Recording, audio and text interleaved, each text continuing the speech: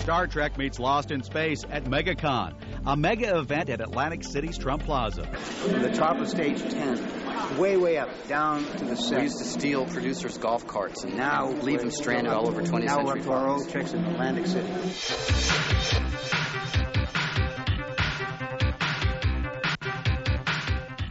Atlantic City, site of MegaCon, one of the biggest science fiction conventions in the world. Atlantic City, New Jersey, just like I pictured it. Where's that horse jump off the pier?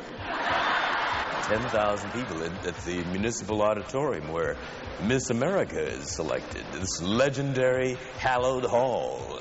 Star Trek fans are everywhere. Once graced by the Beatles, this stage was a perfect place for two other supergroups to play. Cast members of both Star Trek casts, and for only the second time in 27 years, the entire surviving cast of Lost in Space.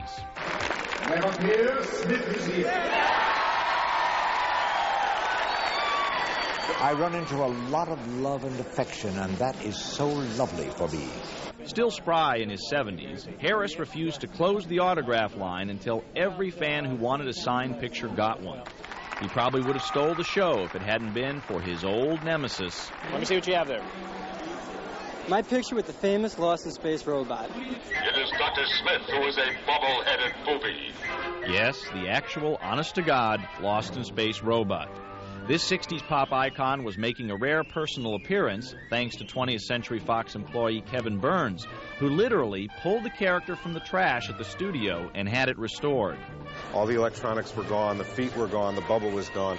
But when we looked at this, it was kind of like finding the Holy Grail, you know.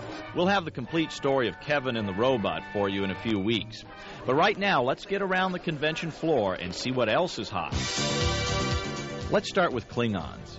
Something is happening to Star Trek fans. People posing as bad guys outnumbered the good guys 2-1.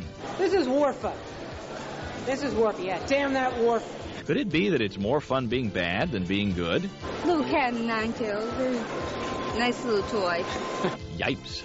Let's move a few aisles over to Innovation Comics, who are making a big splash with a slightly more adult version of Lost in Space. Looks just like me. The cast loves the comic and one of its regular writers, first boy in space, Bill Mumy.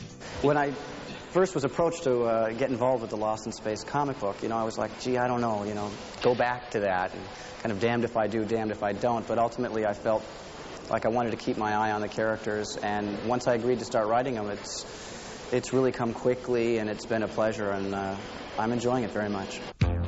Both shows represented had their fans, along with some who just couldn't make up their minds who to support. I started watching Lost in Space before I watched Star Trek. I watched Star Trek in syndication, but when Lost in Space was on, that's all I watched. Not to be upstaged by Lost in Space, Jonathan Frakes, Michael Dorn, and LeVar Burton took to the stage as a sort of sci-fi lounge act, reminiscent of Frank, Dean, and Sammy. What are you going to do, guys? We're going to tell a story. You're going to tell a story? Okay.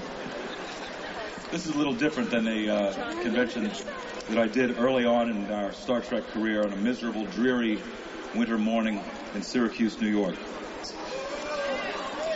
Sunday morning, very sparsely attended.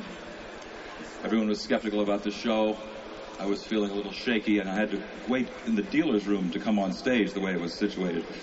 I was standing in the doorway next to the table where they were selling those dreaded action figures that you all may remember, the younger, thinner version of all of us. And they're selling Worf, $45. They're selling Geordi, $50. They've got Tasha Yar, $60. They've got limited die lot of data, $75. And there's a sign at the end of the table that says, "Buy any action figure, get Riker free."